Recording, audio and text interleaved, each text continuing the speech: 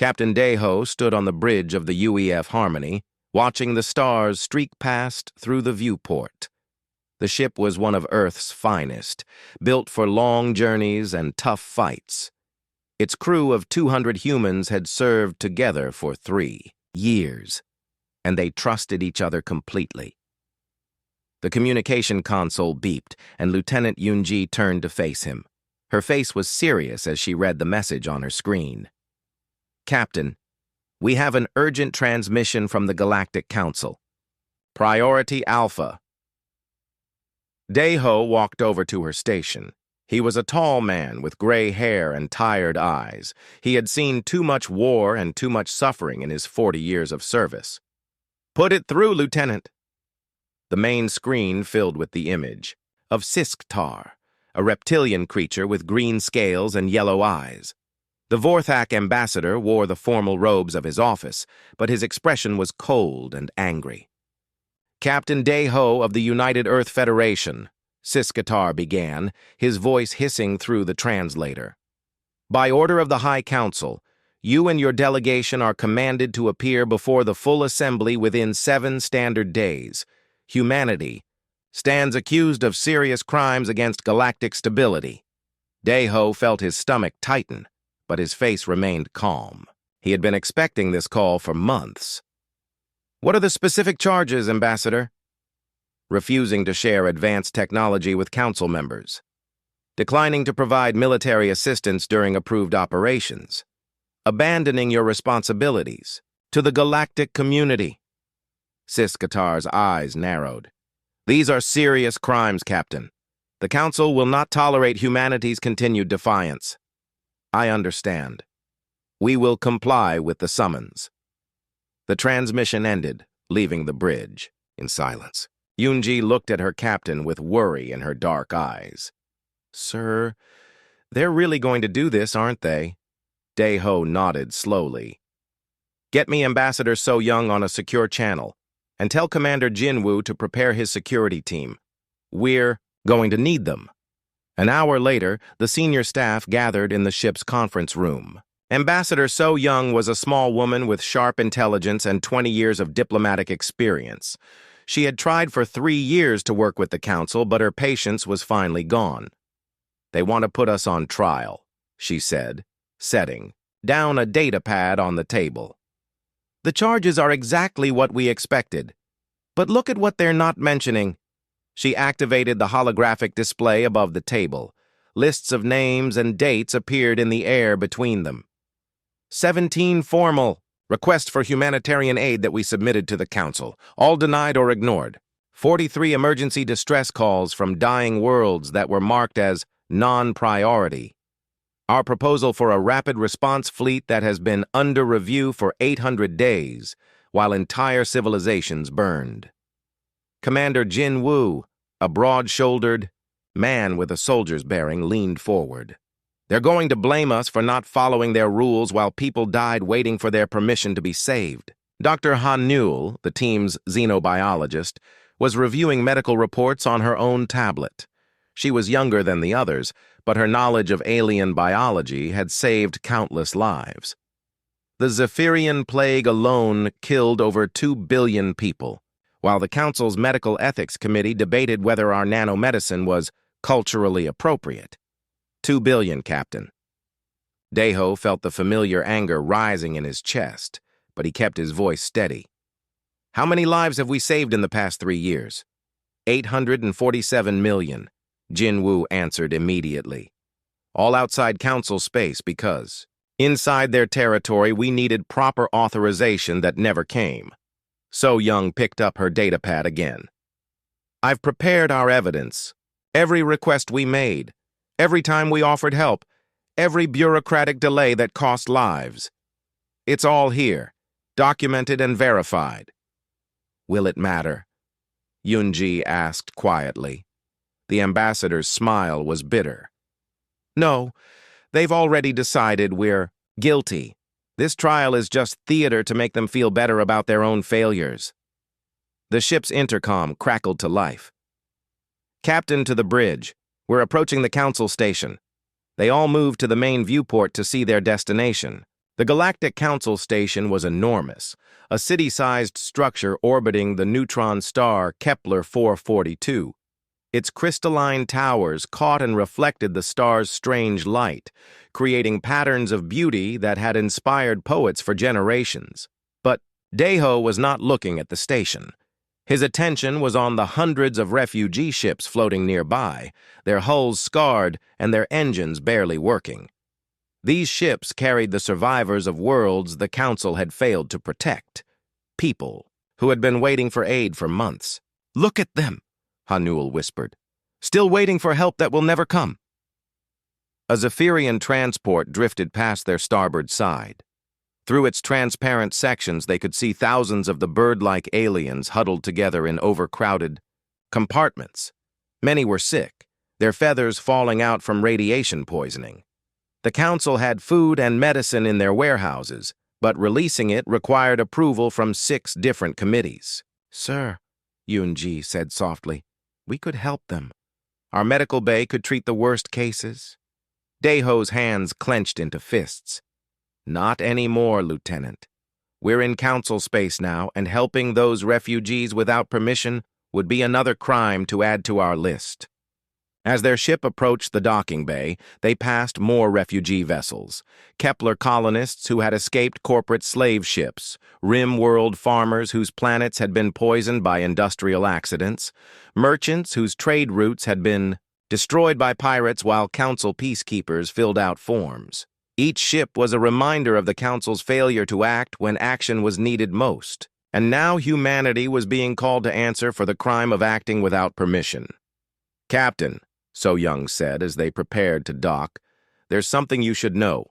I received a coded message from Earth before we entered Council space. Contingency Plan Omega has been approved. If this goes badly—" "I know," Deho replied. "Earth is ready to cut all ties with the Council. Every human ship, every station, every citizen in Council space is prepared to leave." "All of them?" Jinwoo asked. "All of them. If the Council wants to punish us for saving lives, they can see how well they do without us entirely." The ship shuddered slightly as it locked into the docking clamps. Through the viewport, they could see Council security forces waiting for them. The guards were from a dozen different species, all armed and ready for trouble they did not expect. So Young gathered her datapad and stood up. "Gentlemen, lady, it's time to face the music. Let's go show them exactly what they're about to lose." As they walked toward the airlock, Deho took one last look at the refugee ships floating in the darkness. Soon, he thought, there would be no one left to help them at all. The Council was about to get exactly what they had asked for, and he suspected they would regret it more than they could imagine. The Council chamber was designed to make visitors feel small and unimportant. The ceiling stretched up into darkness, supported by pillars that seemed to reach into infinity. 847 different species filled the curved rows of seats, their various forms creating a living rainbow of galactic diversity. Captain Deho walked beside Ambassador So Young as their small group entered the vast space. The sound of their footsteps echoed despite the crowd, and hundreds of alien eyes turned to watch them. Some species showed curiosity, others anger, and a few displayed emotions that humans could not understand. At the center of the chamber sat the High Arbiters, ancient beings who had guided the galaxy for thousands of years. High Arbiter Vexthul was the most impressive, a crystalline entity whose body caught and reflected light in patterns that hurt to look at directly. When it thought, colors shifted through its transparent form like living rainbows. The accused. "Delegation from the species known as humanity," Vexthul announced, its voice somehow speaking every language at once. "You stand before this council charged with serious crimes against the stability and order of our galactic community." So Young stepped forward, her small human form dwarfed by the massive chamber. "We are here to answer your charges, High Arbiter." Counselor. Mordesh of the Hegemony rose from his seat. He was a large, insect-like creature with 4 arms and compound eyes that reflected the chamber's lights. His voice was harsh and clicking as he read from an official document. Charge 1. Violation. of the Mutual Aid Compact by refusing to provide military assistance during the Kepler Rebellion. Charge 2. Refusing to share quantum jump technology with Council members despite treaty obligations. Charge 3. Abandoning galactic responsibilities by withdrawing support during the Zephyrian Plague Crisis. As Mordesh spoke, holographic, displays around the chamber showed images of the conflicts he mentioned. Burning cities on Kepler worlds. Zephyrian hospitals overflowing with the sick and dying. Battle fleets that had requested human support and been denied. These charges carry the penalty of complete exclusion from Council space, Mordesh continued. The evidence against humanity is overwhelming. What followed was 3 hours of testimony from species across the galaxy. Each group told their story of how humanity had failed them in their darkest moments. The Zephyrian representative, a tall bird-like alien whose feathers were still patchy from radiation sickness, spoke with a voice full of pain. Our world was dying from a bioweapon. Our children were falling sick faster than we could treat them. We begged the humans for their advanced medicine, but they refused to help us. Angry voices rose from the Zephyrian section of the chamber. Some shouted accusations, others wept for their lost families. The translator system struggled to keep up with the emotional outburst. The Kepler colonial delegate was next, a human-like species with blue skin and silver eyes. Corporate security forces turned our people into slaves. We sent desperate calls for help to the human fleet.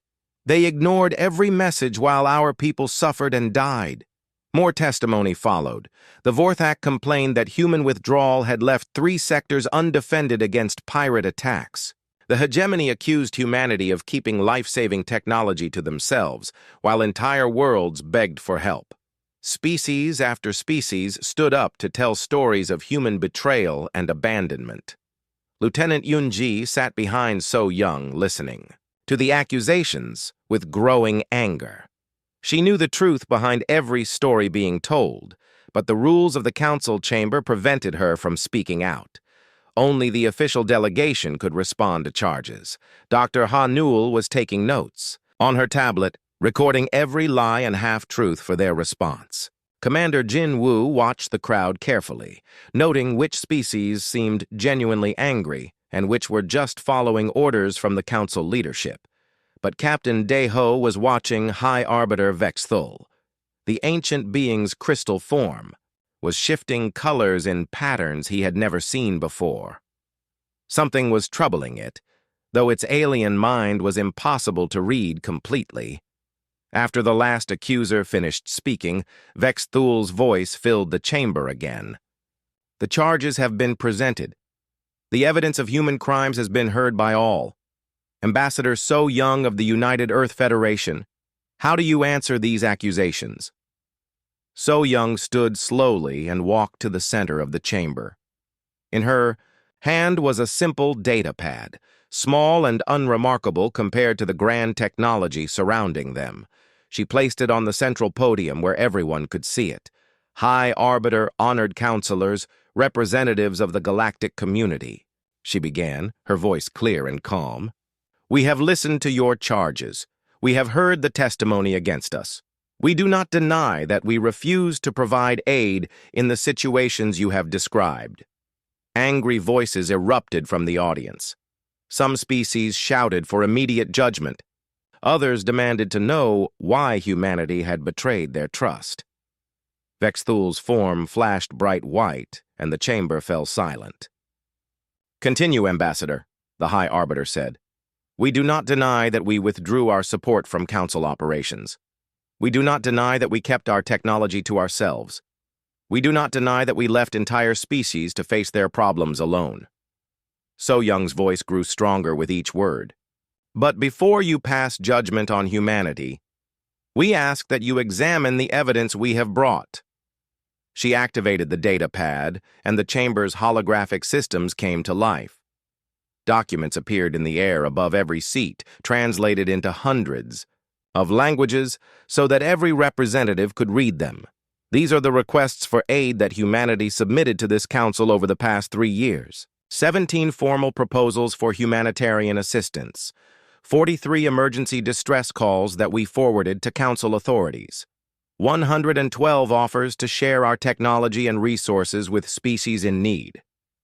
The chamber was very quiet now. Representatives were reading the documents with growing confusion and concern. The dates on the human requests all came before the crises that had been described in the accusations. Every request was denied, So Young continued. Every offer of help was rejected. Every emergency call was marked as non-priority or sent to committees that never met.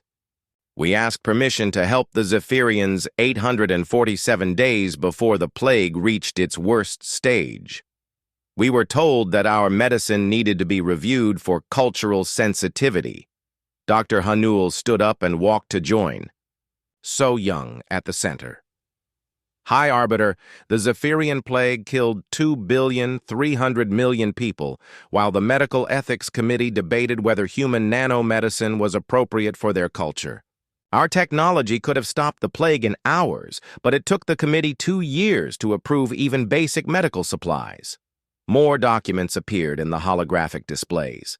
Medical reports, casualty figures, and timeline analyses that showed exactly when human aid could have made a difference. The numbers were devastating. Commander Jin Woo was next. The Kepler Rebellion began when corporate forces started enslaving the local population. Humanity submitted a formal intervention proposal 6 months before the genocide began. The proposal was rejected because economic disputes fall outside council jurisdiction, even though we provided clear evidence of mass murder. The chamber was becoming restless. Representatives were reading the evidence and beginning to understand what it meant. Their accusations against humanity were falling apart, but that only made the truth more terrible. We offered to create a rapid response fleet, So Young said, her voice now carrying across the silent chamber without amplification. Ships that could reach any crisis within days instead of months. The proposal has been under review by the Military Planning Committee for 812 days. During that time, we responded to 312 distress calls outside council space, saving 847 million lives. High Arbiter Vexthul's crystal form was now cycling through deep red and purple patterns that the humans had never seen before. When it spoke, its voice seemed to echo from very far away. These documents are verified as authentic? Everyone, So Young replied. We present this evidence not to excuse our actions, but to explain them. Humanity did not abandon the galaxy. The galaxy abandoned humanity first. The silence that followed was the loudest sound any of them had ever heard. Dr. Hanul stepped forward to the central podium, her tablet in hand and her voice steady, despite the weight of what she was about to reveal. The chamber remained silent, 847 species waiting to hear what the humans had to say in their defense. High Arbiter, honored counselors, she began. I am Dr. Hanul, xenobiologist for the United Earth Federation. For the past 3 years, I have documented every request for aid that humanity has made to this council. What I am about to show you is not opinion or interpretation. These are facts, recorded in your own systems. The holographic displays throughout the chamber lit up with the first document. It was a formal medical assistance request, stamped with official council seals and marked with timestamps that everyone could verify. 847 days ago, humanity detected the early stages of what would become the Zephyrian plague. Our deep space monitoring stations identified the bioweapon signature before it reached major population centers. We immediately submitted this request for permission to provide emergency medical aid. The document was simple and direct. It listed the exact nature of the threat, the human resources available to combat it, and a timeline showing how quickly the epidemic could be stopped with immediate action. At the bottom was the council's response. Referred to Medical Ethics Subcommittee for Cultural Sensitivity Review. The Medical Ethics Subcommittee, Hanul continued, consisted of 12 members from different species. They met once every 30 days to discuss policy. The Zephyrian plague was placed on their agenda for the fourth meeting, which took place 120 days after our initial request. More documents appeared, showing the committee's meeting minutes. The humans watched as representatives. Throughout the chamber read the bureaucratic language that had sealed the fate of billions. Terms like cultural contamination and technological dependency filled page after page of discussion. The committee's concern, Hanul explained, was that human nanomedicine might make the Zephyrians too dependent on our technology. They wanted to study alternative treatments that would be more culturally appropriate for the Zephyrian biological system. A Zephyrian representative stood up, his voice shaking with rage. "You let our people die for cultural sensitivity?" The committee finally approved limited medical aid after 612 days of review, Hanul continued. By that time, the plague had spread to 14 worlds and killed over 2 billion people. Our nanomedicine could have stopped it in the first week. The next document that appeared was even more damning. It showed the Kepler intervention proposal that Commander Jinwoo had mentioned earlier. "This is humanity's request to intervene in the Kepler system," Hanul said. "We submitted it when corporate security forces began what they called population management. Our intelligence networks had identified mass graves and slave labor camps. We asked for permission to send a peacekeeping force. The proposal was detailed and professional. It included satellite imagery of the corporate facilities, intercepted communications proving the systematic enslavement of the local population, and a military plan that would have ended the crisis with minimal casualties. The response came from the Economic Affairs Committee," Hanul continued. "They determined that the situation was a commercial dispute between the Kepler colonies and their corporate partners. Military intervention was denied because it might disrupt legitimate business relationships." Commander Jinwoo stood up to join Hanul at the podium. His voice was hard and controlled as he spoke. 12 billion people died in the Kepler genocide while the Economic Affairs Committee protected corporate profits. When we finally acted without permission, 3 years later, we found industrial facilities built on mass graves. The evidence continued to mount. Document after document showed the same pattern. Humanity identifying crises early, requesting permission to help, and being denied while bureaucrats debated procedure. Each denial cost millions of lives. "The Vorthak border conflicts," Hanul said, displaying another set of documents. "We detected hegemony fleet movements toward Vorthak space 6 months before the invasion began. Our proposal for joint patrols was rejected because preventive military deployment might be seen as provocative. The Rim World famine," Jinwoo added. "We offered advanced agricultural technology and emergency food supplies.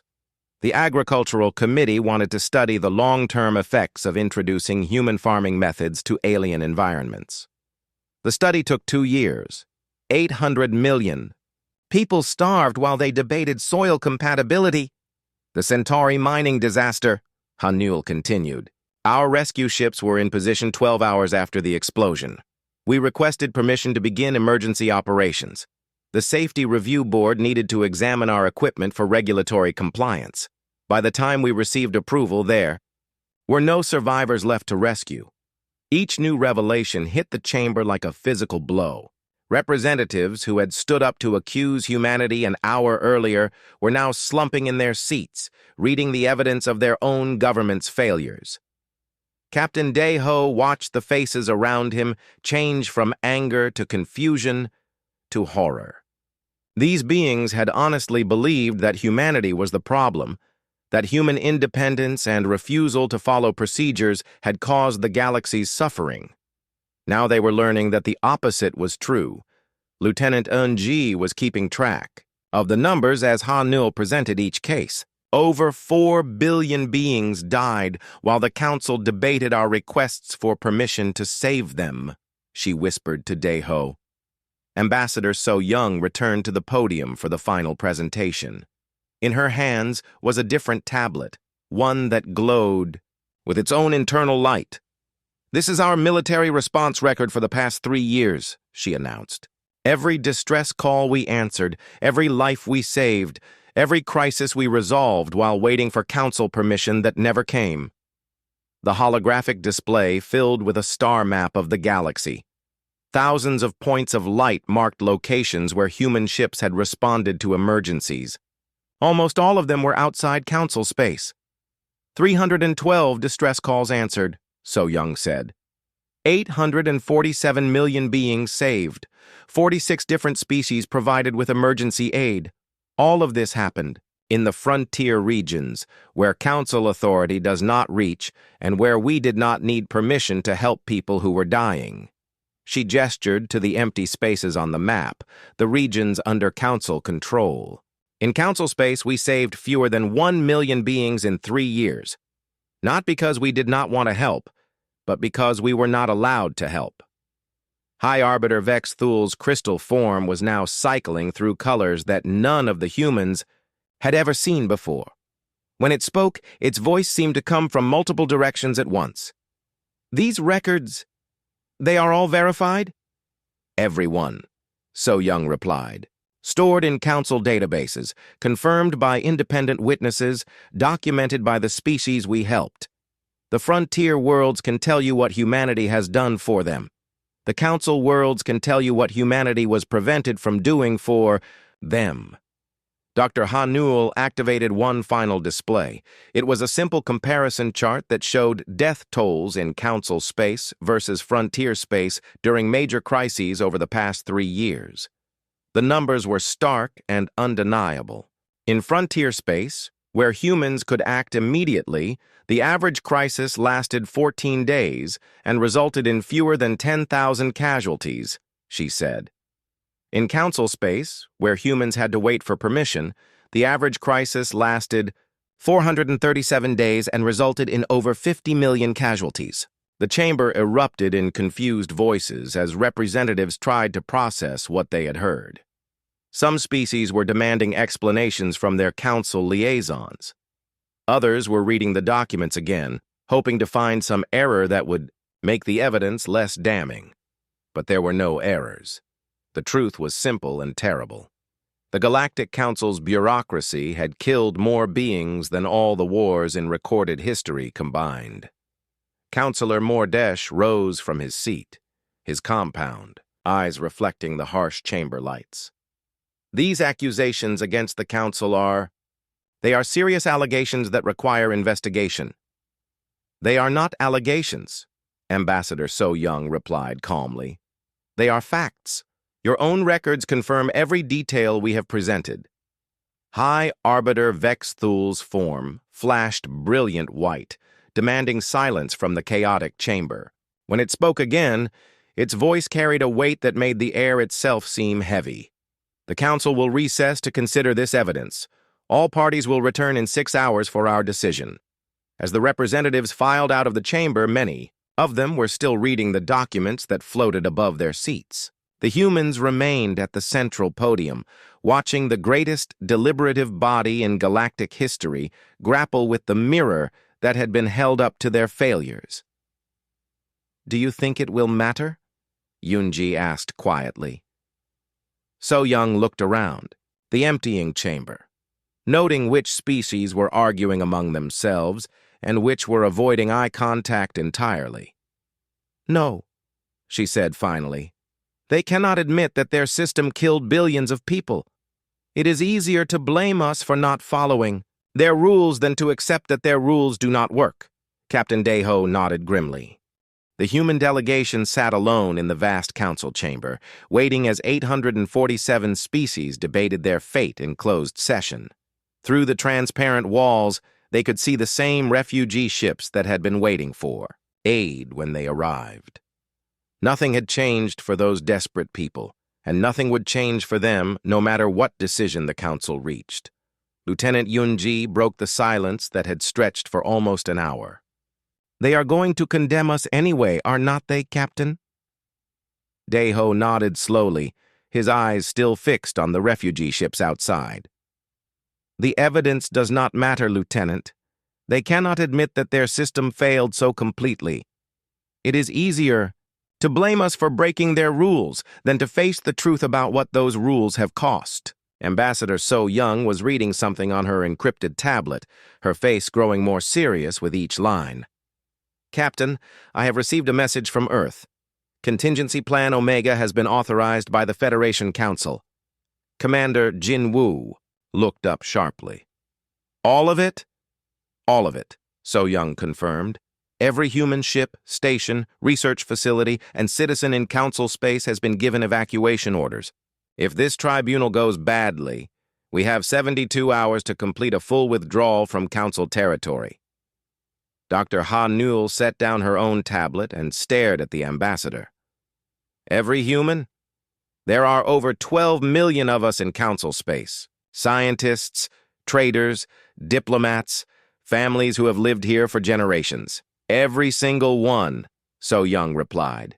The Federation is not going to leave anyone behind to face whatever punishment the Council decides to impose. If they want to exclude humanity from galactic civilization, they will get exactly what they ask for. The chamber doors opened, and a single Council guard entered. It was a tall, insect-like being wearing the formal armor of the High Arbiters. Personal staff. The human delegation is requested to return to the central podium. The Council has reached its decision. As they walked back to the center of the vast chamber, Daeho could see that the past 6 hours had changed the atmosphere completely. Many representatives looked uncomfortable or angry, but not at the humans. Several species were arguing quietly among themselves, and the Zephyrian section appeared to be in near revolt. High Arbiter Vex Thule took its position at the center of the High Council platform. Its crystal form was a deep, dark red that seemed to absorb light rather than reflect it. When it spoke, its voice carried an authority that had guided the galaxy for millennia. The Council has deliberated on the evidence presented by both the accusers and the accused. We have reviewed the documents submitted by the human delegation and verified their authenticity through our own records. The chamber was completely silent. Every being present knew that history was being made, though perhaps not in the way they had expected. The evidence shows that humanity did indeed request permission for the actions they were later accused of failing to take. The evidence also shows that these requests were denied or delayed by the proper Council authorities. Vex Thule paused, its crystal form flickering between red and purple. However, this does not excuse humanity's subsequent violation of Council authority. Angry voices rose from several sections of the chamber. The Zephyrians were particularly vocal, shouting questions about why their people had been allowed to die for bureaucratic procedures. Vex Thule's form flashed brilliant white, demanding silence. The Council recognizes that our procedures may have contributed to unfortunate outcomes in some situations. However, the principle of collective decision-making and proper authority cannot be abandoned simply because individual species believe they know better. So Young felt her heart sink. They were going to find a way to blame humanity even after admitting that the Council had caused the deaths of billions. The charges against humanity stand, Vex Thule continued. Regardless of whether they requested permission, they ultimately acted without proper authority. They placed their own judgment above the collective wisdom of this Council. They showed contempt for the legal structures that have maintained galactic peace for thousands of years. Counselor. Mordesh stood up to read the formal verdict. His clicking voice carried across the chamber with mechanical precision.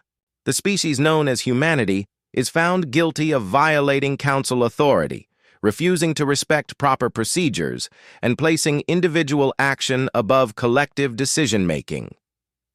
The punishment, when it came, was exactly what the humans had expected.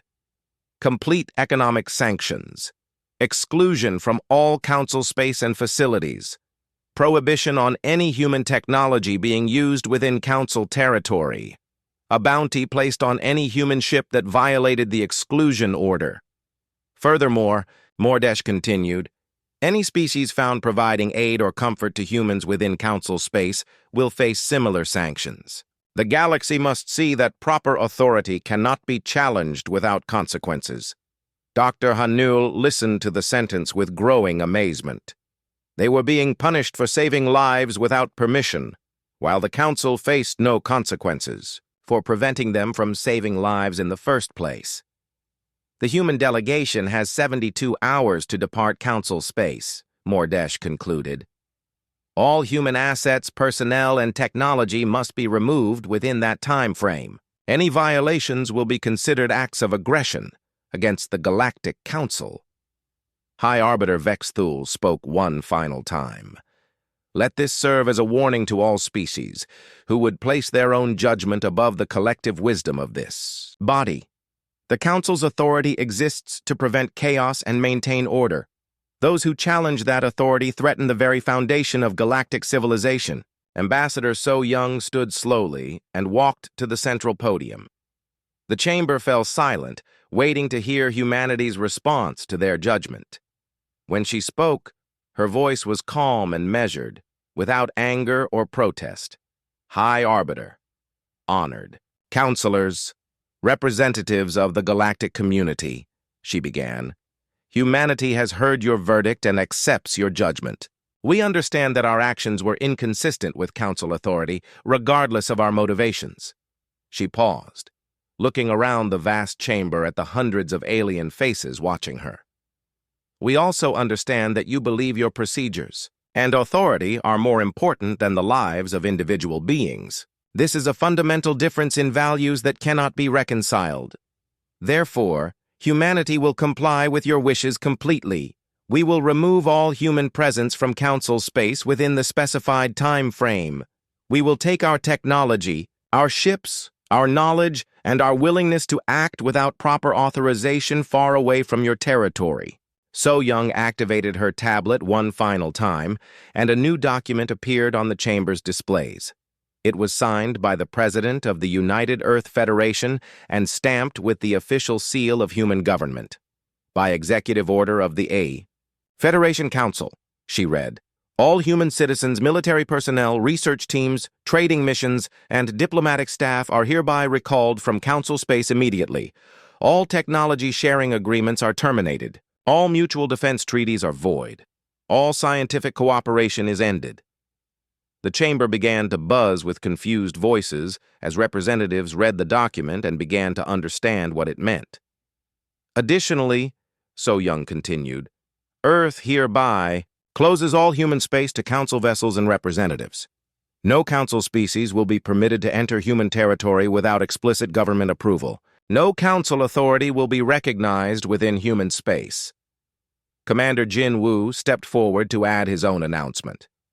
All human military advisors attached to Council defense forces are recalled immediately. All human-designed defensive systems will be deactivated when our personnel depart. All tactical cooperation agreements are terminated. Dr. Ha Noel was next. All human medical personnel are recalled from Council worlds. All nanomedicine supplies and manufacturing equipment will be removed. All agricultural technology and food production assistance is ended. All scientific research partnerships are dissolved. The implications hit the chamber like a physical wave. The Zephyrians realized that the human doctors who were still treating plague survivors would be leaving. The Vorthak understood that the human defense systems protecting their border worlds would go dark. The Rim worlds knew that their human-designed farms would stop producing the food that kept their populations alive. We understand that this may cause some inconvenience, So Young said, her voice still perfectly calm. However, as you have made, clear human interference in galactic affairs is no longer welcome. We are simply giving you what you have asked for. High Arbiter Vexthul's crystal form was cycling through colors too quickly to follow. This level of withdrawal was not the intent of our sentence, but it is the logical result. So Young replied. You have declared human judgment and human action to be crimes against galactic order. We accept that judgment. Therefore, humanity will no longer offer either our judgment or our action to the galactic community. She picked up her tablet and walked toward the chamber exit, followed by the rest of the human delegation. At the doorway, she turned back for one final statement. The Galaxy Council has spoken, and humanity has listened. We wish you well in resolving future crises through proper channels and appropriate procedures. May your authority bring you the peace and order you value so highly. The evacuation of humanity from Council space began 18 hours after the verdict was announced, and it was unlike anything the galaxy had ever seen. There were no protests, no desperate appeals for reconsideration, no angry demonstrations. Just a calm, methodical withdrawal that followed the letter of Council law. Captain Daeho stood on the bridge of the UEF Harmony, coordinating the largest logistical operation in human history. His main display showed the positions of 843 warships, 2,047 merchant vessels, 67 research stations, and hundreds of smaller facilities scattered across Council space. Admiral Chen reports that Battle Group 7 has completed evacuation of the Vega Research Facility, Lieutenant Yunji announced from her communications station. All personnel and equipment removed. The station has been powered down and abandoned as requested. Acknowledged, Daeho replied. What is our overall status? Commander Jin Woo was managing the military evacuation from his tactical station. All human military advisors have been recalled from Council Defense Forces. That includes 312 officers who were training alien crews, 467 technical specialists maintaining human-designed equipment, and 238 intelligence operatives who were monitoring frontier threats. The numbers were staggering, but they only told part of the story. Every human advisor had taken their knowledge with them, leaving behind defense systems that their alien operators did not fully understand. Weapon systems that required human-specific calibration would fall silent within days. Shield generators, designed with human engineering principles, would fail within weeks. Dr. Ha Newell was coordinating the medical evacuation from her station. All human medical teams have been withdrawn from Council worlds. That includes the Emergency Response Unit treating Zephyrian plague survivors, the surgical team working in the Kepler refugee camps, and the research group developing treatments for Vorthak genetic disorders. She paused, reading a message on her screen. The Zephyrian Health Ministry is requesting that we leave behind our nanomedicine supplies and manufacturing equipment. They claim it would be humanitarian to continue providing medical aid even after withdrawal. Negative, Daeho said firmly. The Council made it clear that human technology is no longer welcome in their space. All nanomed equipment is to be removed or destroyed before departure. Ambassador So Young was handling the diplomatic aspects of the withdrawal from her position near the captain's chair. Every few minutes, she received new messages from Council species requesting exceptions to the evacuation. Some wanted human trading partners to stay. Others begged for specific research projects to continue. A few even asked for military units to remain in place during the transition period. The RimWorld Federation is offering to declare independence from the Council. If we maintain our agricultural programs, she reported. Apparently, human farming technology produces 80% of their food supply. What did you tell them? Daeho asked. That humanity no longer interferes in the internal politics of Council space. If they want to declare independence, that is their choice. But we will not make that choice for them. The evacuation proceeded with mechanical efficiency. Human transport ships arrived at every facility, loaded personnel and equipment, and departed for the frontier regions beyond Council authority. Each departure was logged and reported to Council authorities exactly as required. On the Kepler worlds, human peacekeeping forces prepared to leave refugee camps that still housed millions of genocide survivors. The camps had been built with human engineering and supplied with human resources. When the peacekeepers left, they took their supply networks with them. Commander Jin Woo received a desperate message from the Kepler Colonial Authority. They are asking us to delay departure by 30 days to allow for an orderly transition of refugee services. What is our legal obligation? Daeho asked. None. The council verdict required departure within 72 hours. We have 48 hours remaining. Then we stick to the schedule. The council wanted human interference to end, so it ends. In the Vorthak border regions, human defense stations powered down their shields and weapon systems. These stations had protected 3 sectors from pirate raids and hegemony incursions for the past 2 years. Without human crews to maintain them, they would become expensive debris within months. The Vorthak military command sent increasingly frantic messages as they realized what was happening. They are offering to pay for maintenance contracts and technical support, Jin Wu reported. They say their own engineers cannot operate the defense systems without human assistance. All human technical support ends with the evacuation, Dae-ho replied. The systems will run on automated protocols until their power cores need replacement. After that, the Vorthak can figure out their own defense arrangements.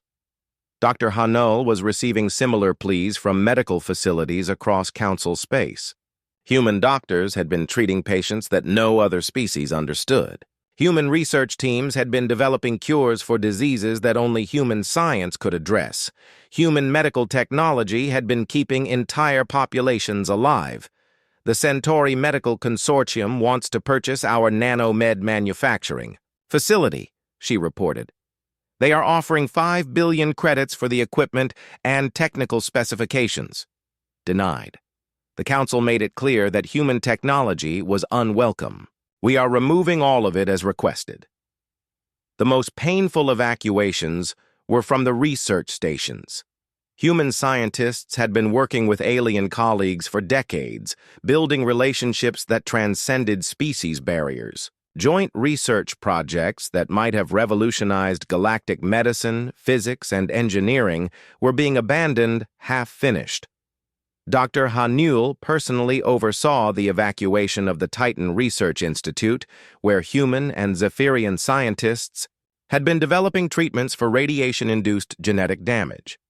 The work was 90% complete and could have saved millions of lives in the coming years.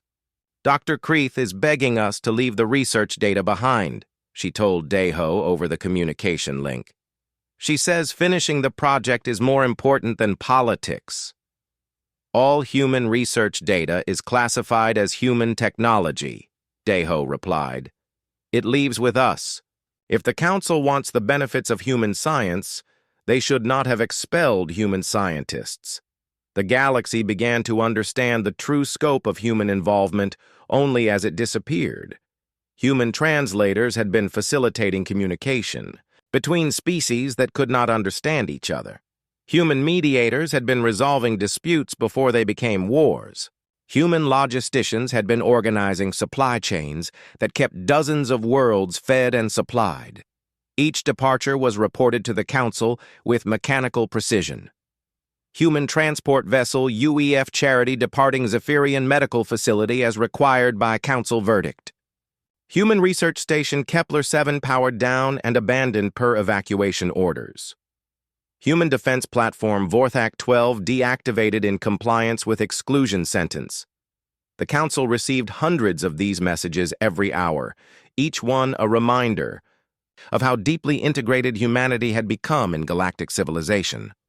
But there were no appeals, no requests for mercy, no attempts to negotiate exceptions.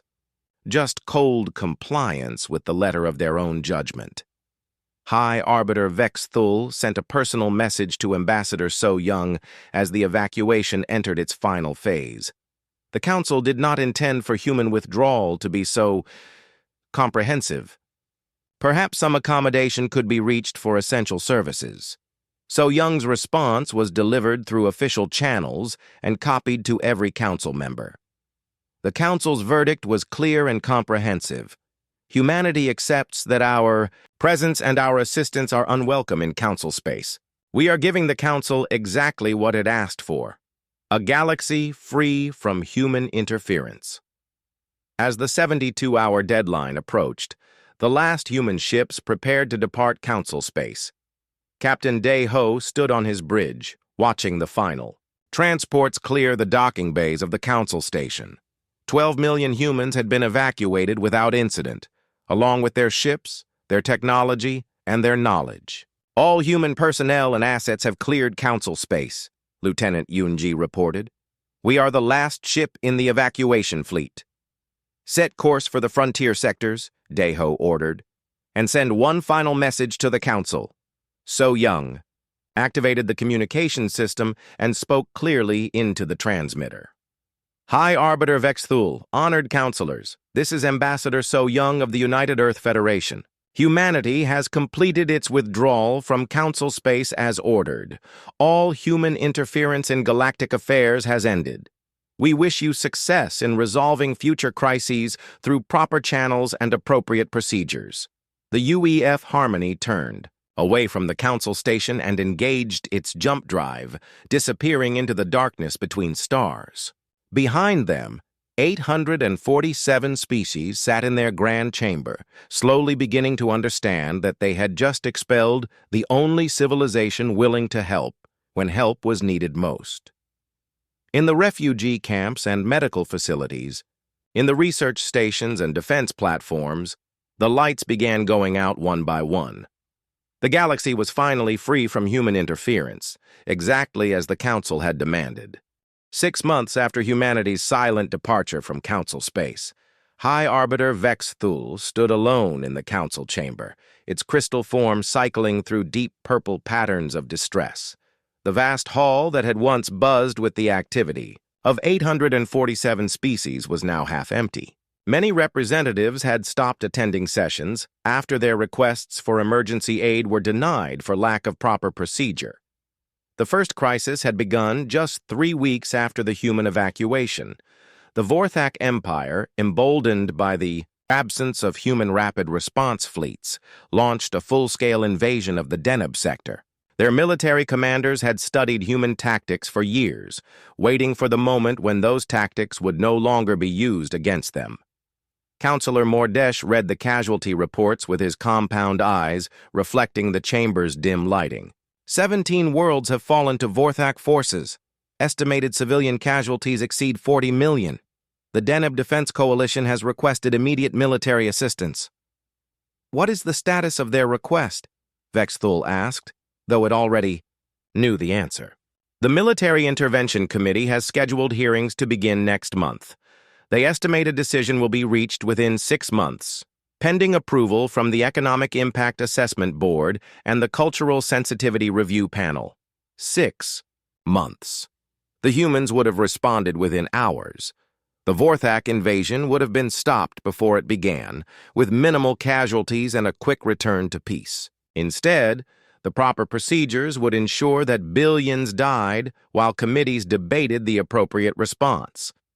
The second crisis was unfolding in the Kepler system, where the human evacuation had left millions of genocide survivors in refugee camps designed and supplied by human engineers.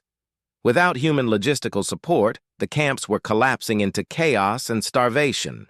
The Kepler Colonial Authority reports that 7 refugee camps have been abandoned due to supply failures. Mordesh continued. Approximately 3 million refugees are now without shelter or food supplies. They have requested emergency humanitarian aid. Committee status? Vexthul already knew this answer, too. The Humanitarian Crisis Response Committee has referred the matter to the Resource Allocation Review Board. The Review Board has requested detailed economic impact studies before considering any aid packages. Estimated completion time is 8 months. 8 months. The humans had maintained those camps for 3 years, providing food, medicine, and security without asking for committee approval. Now millions of beings who had already survived one genocide were facing death from starvation and exposure while bureaucrats filled out forms. But the worst crisis was among the Zephyrians, where a new plague was spreading through the population. This bioweapon had been specifically engineered to target Zephyrian immune systems, and it was killing faster than any disease in recorded history. Dr. Kreeth, the Zephyrian scientist who had worked with Dr. Ha Newell at the Titan Research Institute, appeared on the communication screen. Her feathers were falling out from radiation poisoning, and her voice was weak with sickness. High Arbiter, my people are dying by the millions. The new plague has spread to 47 worlds in the past month. Our medical facilities cannot cope with the infection rate. What is the current casualty estimate? Vexthul asked. 800 million dead in 30 days. We are losing entire cities every day. The bioweapon was designed specifically to resist our natural immunity. Only human nanomedicine can stop it, but they took all their technology when they left. Vexthul's crystal form flashed with frustrated colors. Have you submitted a formal request for medical assistance? We have submitted 17 requests over the past 4 months. The Medical Ethics Committee says they need to study alternative treatments before approving any emergency measures. They estimate their review will take 2 years. 2 years. The humans could have stopped the plague in hours with their nanomedicine technology. Instead, the Medical Ethics Committee was debating whether alternative treatments might be more culturally appropriate for Zephyrian biology, while an entire species faced extinction. The communication ended, leaving Vexthul alone with the weight of its decisions. In 6 months, the Council had faced more humanitarian crises than in the previous decade, but their response to each one was the same. Proper procedures must be followed, committees must review all options, and any action must be approved through appropriate channels. The humans had ignored those procedures and saved billions of lives. The Council followed those procedures and watched billions die. Desperate requests for human aid were being sent into the darkness beyond Council space every day. The responses, when they came, were always the same. Automated messages stating that humanity no longer provided assistance within Council territories and suggesting that requests be directed to local Council representatives for aid. Admiral Jin Wu, now commanding the Human Defense Fleet from a base in the frontier regions, received these requests with growing sadness. His orders from Earth were clear. No intervention in Council space without explicit Council permission that would never come. Sir, his communications officer reported, we are receiving distress calls from the Kepler refugee camps. They are reporting mass starvation and disease outbreaks. Response? Jin Wu asked, though he already knew what it would be. Standard automated reply. All requests for assistance must be directed to the appropriate Council authorities. Outside Jin Wu's command center, refugee ships from Council space were arriving every day. These were beings who had given up on Council aid and made the dangerous journey to human space, hoping to find the help that their own government could not provide. Dr. Ha Newell was working 18-hour days in the medical facilities that had been built to treat these refugees. She had seen Zephyrians dying from plagues that her nanomedicine could cure in minutes, Kepler survivors suffering from starvation in camps that human logistics could supply in hours, and Deneb civilians wounded in battles that human peacekeepers could have prevented. It is heartbreaking, she told Captain Deho during one of their regular briefings. We have the technology and resources to help them, but our hands are tied by the Council's own judgment. They expelled us for interfering, so we cannot interfere. Deho understood the bitter irony completely. Humanity had the ability to end every crisis currently devastating Council space, but doing so would violate the very exclusion order that had been imposed for helping too much in the first place. Ambassador So Young was receiving increasingly desperate communications from Council representatives who had supported humanity's expulsion just months earlier. The Zephyrian delegate who had accused humans of abandoning his people now begged for emergency medical aid. The Kepler representative who had demanded human withdrawal now pleaded for humanitarian assistance. Each request received the same response. Humanity respects the Council's authority and does not interfere in Council space. All requests for aid should be directed through proper Council channels. The most painful message came from High Arbiter Vexthul itself. The ancient being's communication was transmitted on the same emergency frequency that humanity had once used to coordinate. Rapid crisis response. Ambassador So Young, this is High Arbiter Vexthul. The Council recognizes that our current situation requires flexibility in interpreting previous decisions. We formally request emergency assistance from the United Earth Federation in addressing several humanitarian crises. So Young's response was delivered through official diplomatic channels and copied to every government in human space. High Arbiter, the United Earth Federation acknowledges the Council's request for assistance.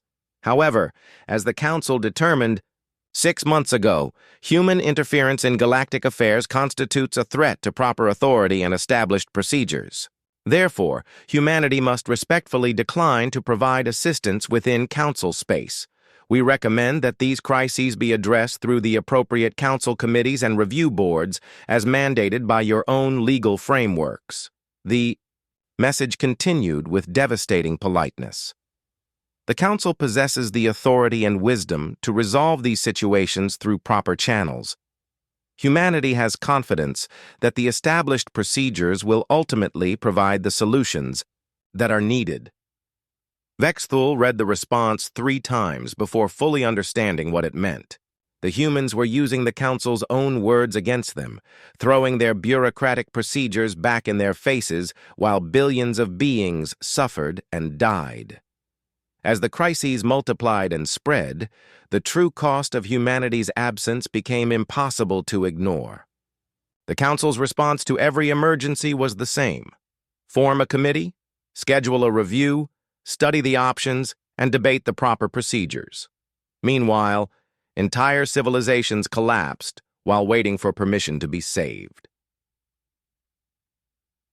High Arbiter. Vexthul stood in the empty council chamber, watching through the transparent walls as refugee ships continued to flee toward human space. These were beings who had given up on their own government's ability to help them and were seeking aid from the species that had been expelled for helping too much. The irony was complete and devastating. The Council had condemned humanity for placing action above authority, for saving lives without proper permission, for interfering in situations N